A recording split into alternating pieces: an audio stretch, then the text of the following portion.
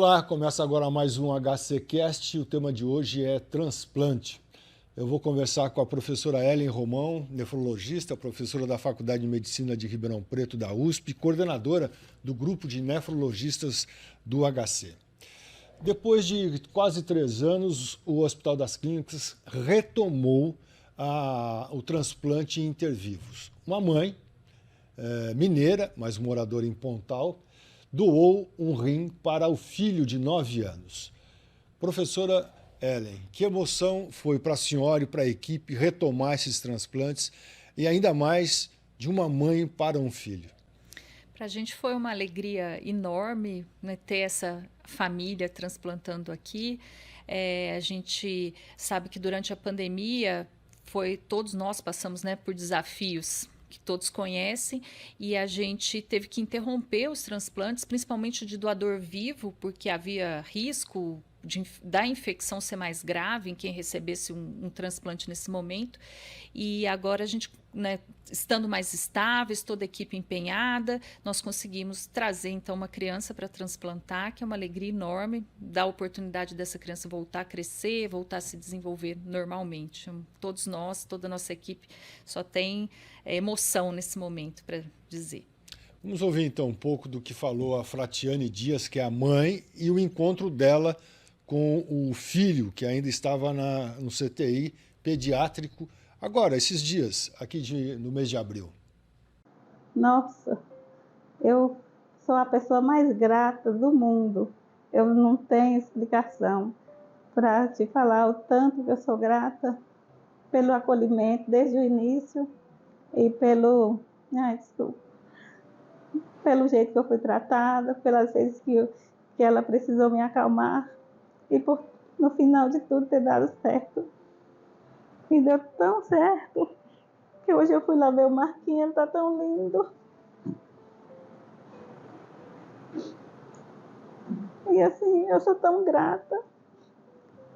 Fratiane, o que você quer fazer com seu filho quando sair daqui? Primeira coisa. Eu quero abraçar. Eu quero só abraçar. Eu não sei o que fazer. Agradecer, mostrar para todo mundo, mostrar para o mundo, entendeu? O quanto Deus é grande e o quanto a gente consegue chegar lá quando a gente realmente esforça e acredita.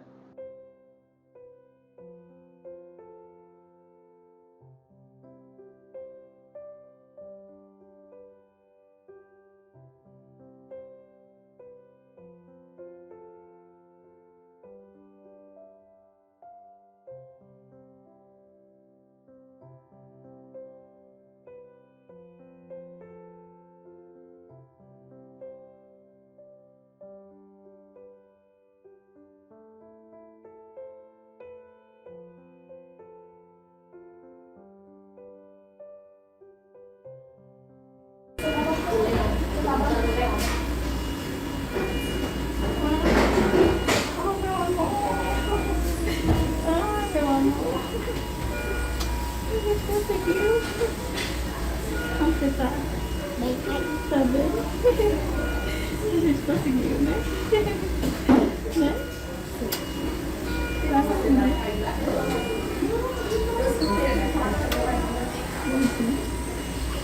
Bom, professora, deve ser, para uma mãe, deve ser algo, não dá nem para explicar, ou tem como explicar. A gente se põe no lugar da mãe, né? Eu sou mãe também, a gente imagina, né, o sofrimento dessa criança durante os 9 anos de vida, né? Porque ela descobriu esse problema no útero ainda, e você imagina você acompanhar seu filho 9 anos, ela teve que deixar toda a família, a gente se põe no lugar e é só emoção. Bom, professor, quais foram os principais desafios durante esse período de pandemia e pós-pandemia em que o serviço ainda não funcionava do jeito que a senhora gostaria que funcionasse? Acho que, né, tem vários lados aí, que foram vários desafios. O transplante de doador vivo a gente teve que interromper porque naquele momento, né, para as pessoas que têm a opção ali de esperar mais um pouco, o risco era muito maior da gente fazer o transplante essa pessoa se contaminar com Covid e até ter um falecimento em decorrência disso. Os pacientes que já estavam inscritos, já estavam em lista de espera com a gente, nós mantivemos o programa de transplante, nós continuamos fazendo atendimento por telefone com essas pessoas, mas quando saía um rim compatível com aquele receptor, a gente entrava em contato com o paciente e via se ele realmente queria receber o transplante, sabendo dos riscos da infecção pelo Covid, ou se ele preferiria continuar na lista e transplantar assim que a pandemia melhorasse. Aquelas pessoas que decidiram correr o risco da pandemia e transplantar, nós não podíamos fazer aqui, porque nós éramos um hospital de referência para Covid, várias das nossas alas, UTIs, todas transformadas em enfermarias para receber os pacientes com Covid. Então, nós mandávamos o paciente, o rim que veio para ele, né, iam para um hospital de São Paulo, que se tornou a referência para os transplantes, já que não era um hospital de referência para Covid. Esse paciente fazia o transplante lá e ficava internado um período, e quando ele tinha condições clínicas de voltar, ele voltava para o segmento conosco. Então, assim, foi muito difícil para essas pessoas, primeiro, tomar a decisão de transplantar no meio da pandemia, né? Ou ficar em diálise, na dificuldade, no sofrimento ali da diálise, ou decidir se corria o risco. E, além disso, ter que ir para São Paulo, né? Longe de casa, porque aqui nós estamos na nossa região, na nossa regional de saúde, tudo mais fácil. Eles tinham que ir, ficar esse período, arrumar os transportes. E, então, a gente sabe que assim, a população que não deixou de ser transplantada, mas o número diminuiu muito, porque muitos não quiseram, a captação de órgãos também foi afetada. A gente sabe que foi um período muito, muito difícil para essas pessoas. Hoje a maioria retornou, está em segmento com a gente, mas foi um período muito difícil. E nós fechamos as portas da nossa triagem, que é por onde os pacientes chegam para nós, porque os ambulatórios estavam fechados pelo risco da circulação de pessoas.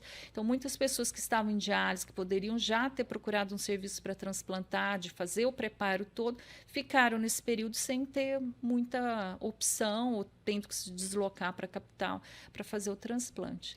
Professora, antes da pandemia, quantas pessoas eram seguidas no HC?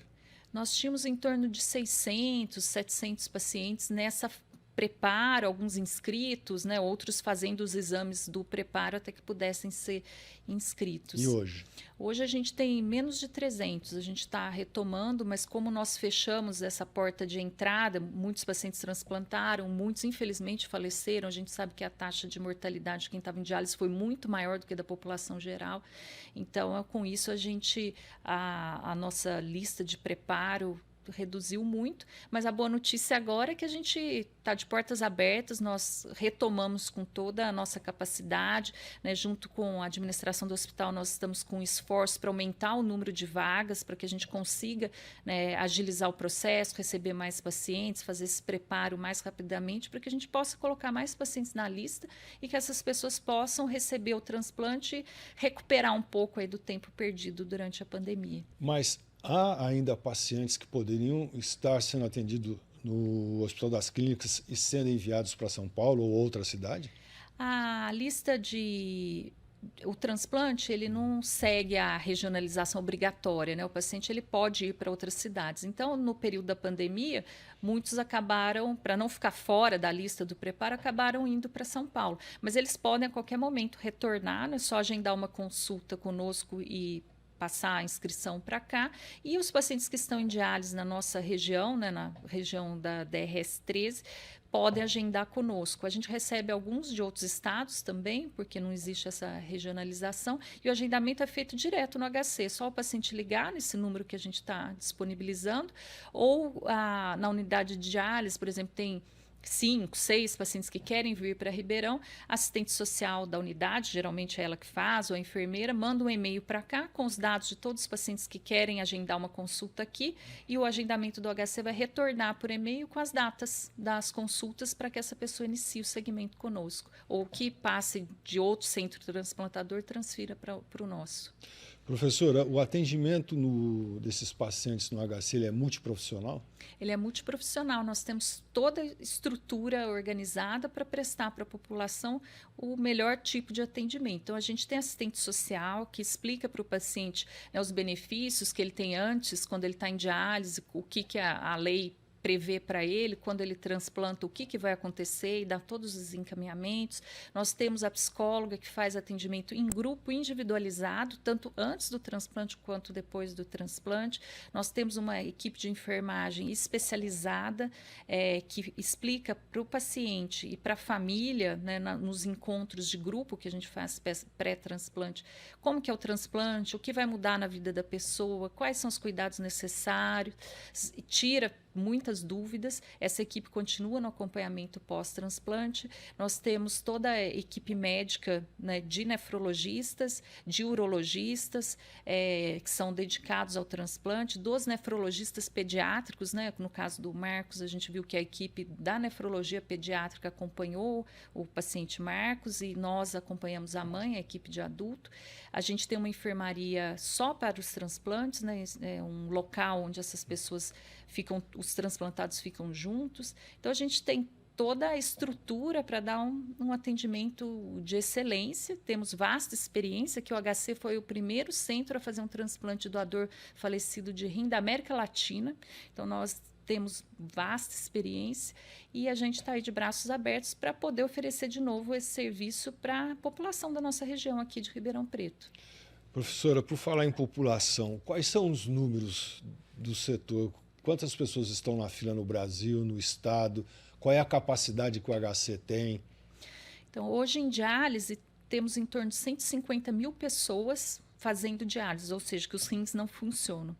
Destas pessoas já estão em lista de espera, quer dizer, já estão inscritas, esperando um órgão para sair para elas. Aqui em São Paulo, em torno de 22 mil pessoas. Então, assim, é muita gente esperando por um rim e nem sempre as pessoas têm acesso a esse rim. Nesse caso de 22 mil pessoas esperando por um doador, tanto pode ser um doador falecido quanto um doador vivo.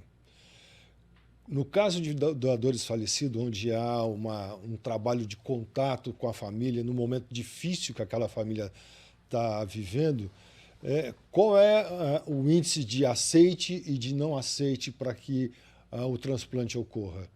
A gente tem os dados aqui do estado de São Paulo que 36% das famílias recusam conversar com a equipe que vai fazer a captação, que é a equipe da Organização de Procura de Órgãos.